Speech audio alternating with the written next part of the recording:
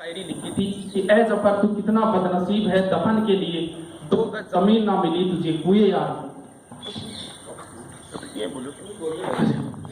सरकार ने कभी ध्यान भी नहीं दिया उन पर, और मैं चाहूंगा कि उनके लिए भी आप प्रयास करें, क्योंकि उनकी अंतिम इच्छा थी बख्तियार काकी की दरगाह के नजदीक दफनाने की। तो मैं चाहूंगा कि आप भी कभी प्रयास करें उनके लिए और उन्हीं के परिवार को।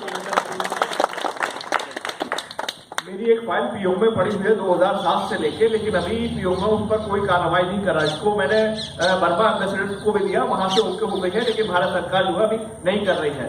मेरे पास की कॉपी वगैरह सारी चीजें मौजूद है। इस पर आरिफ बेग साहब भी और तमाम लोगों के जो संसद है जो उनके भी कवरिंग लेटर लगे हुए हैं। क्रांति में हमारे सारण समाज का भी अच्छा योगदान था। सारण समाज जो वीर थे उनको जगाने के लिए वीर सतसई लिखी थी सूर्यमल जी मिशन ने। वो 1857 की क्रांति सूर्यमल जी मिशन जो थे वो 1857 की क्रांति के प्रत्यक्ष दृष्टा इतिहासकार थे।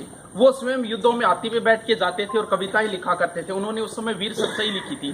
जब ये क्रांति असफल हुई तो उन्होंने उनका मैन कान राजाओं को माना, और उन्होंने अंतिम रूप से कहा था कि ये जो राजा है, देसी राजा, वो हिमालय से भी गले हुए और निकम्बे निकले।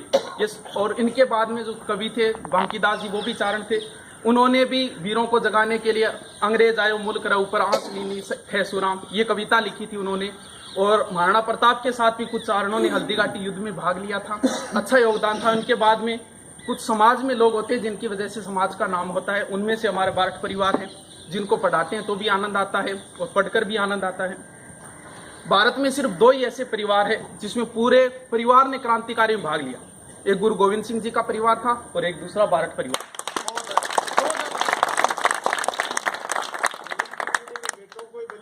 जवाई को नहीं किया। हाँ, जवाई को उनको नहीं था। उनके 4 पुत्र थे और उनकी पत्नी ने भी भाग लिया था। इनके बाद में अपने जो बारठ परिवार में थे, केसरी सिंह जी बारठ, जोरावर सिंह जी बारठ, प्रताप सिंह जी बारठ, ईश्वर सिंह जी बारठ जो उनके दामाद थे ईश्वर सिंह जी।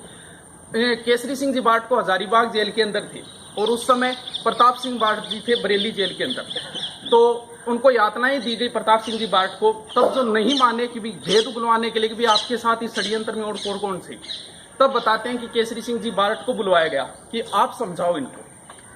वो उनका अंतिम मिलन था जेल के अंदर।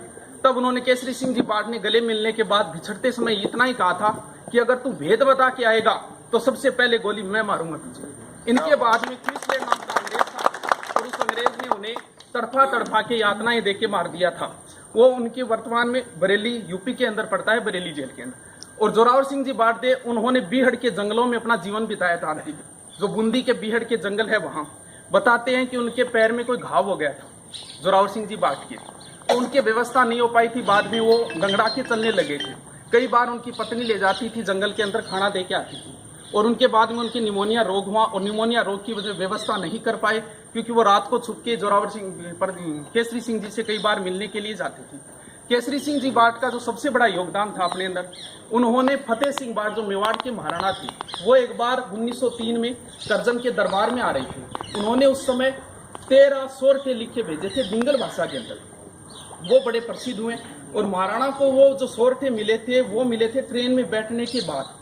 उन्होंने सोरठे के अंदर यही कहा था कि पातल री परबा मिट जा सके, तू अगर चलेगा पातल बोलते महाराणा प्रताप। उन्होंने पूर्वजों की दुआई दी थी कि तुम्हारे समाज में कैसे कैसे लोग हुए, महाराणा प्रताप हुए, सांगा हुए, कुंभा हुए, ऐसे लोग मेरे एक तू है जो दिल्ली के अंदर जा रहा है करजन के दरबार में झुकने के लिए। बताते हैं वो दोहे पढ़ने के बाद ट्रेन में बैठ गए थे, दिल्ली जरूर पहुंचे थे वो, लेकिन उन्होंने भाग नहीं लिया था उस करजन के दरबार के अंदर। बहुत बढ़िया, क्या बात है।